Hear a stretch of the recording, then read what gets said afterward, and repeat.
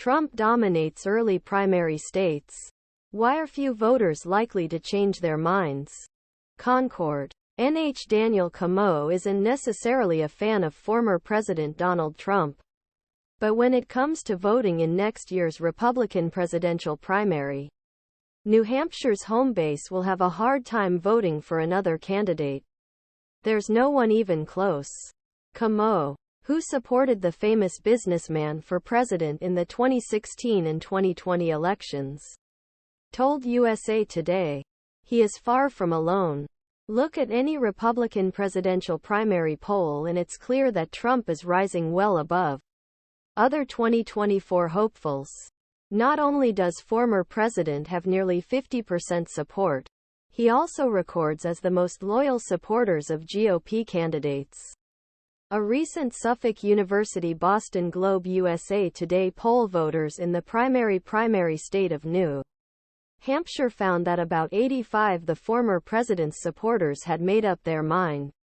Comeau is among just 15 who say they haven't fully committed yet. And like many in this group, there is little to change his mind before January except that Trump somehow ends up not being on the ballot. Trump strutting like the incumbent Republican leaders have largely ignored Trump's dominant lead in the primaries, attributing Trump's high numbers to the former president's notoriety rather than actual voter sentiment. Florida Governor Ron DeSantis, who is a distant second in the polls, described Trump's performance as 100 ID during an appearance on CNN in October. He's the person people know, DeSantis said. When you dig into these primary states, it becomes clear that there are some people who will vote for him no matter what. But there are many more who will not vote for him in the primary. This may be wishful thinking. Rock-solid support with less than 3 months until the Granite State's first-in-the-nation primary. Many Trump-leaning voters know other hopefuls, but they still prefer the flamboyant former president because of his experience and outsider status. Lynne Hahn, a 62-year-old nurse, has vetted other candidates over the past few months, including former South Carolina Gov. He keeps coming back to Trump on his administration's foreign policy. I know Trump's record, Hahn, from Manchester, told USA Today. We need someone there to be strong.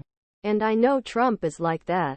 Geoff Gual, an inventory control analyst caught between Trump and entrepreneur Vivek Ramaswamy, also touched on America's foreign relations during Trump's presidency. We had no new wars under Trump. And in fact we were coming out of them, Gual said, standing outside a row of shops in Nashua, the state's second-largest city. With all these conflicts in the world, I like the idea of not having another war. According to Gual, his support is motivated by a deep understanding of what Trump stands for rather than a lack of knowledge about the other candidates. Trump-lite doesn't work. Neil Levesque, director of the New Hampshire Institute of Politics at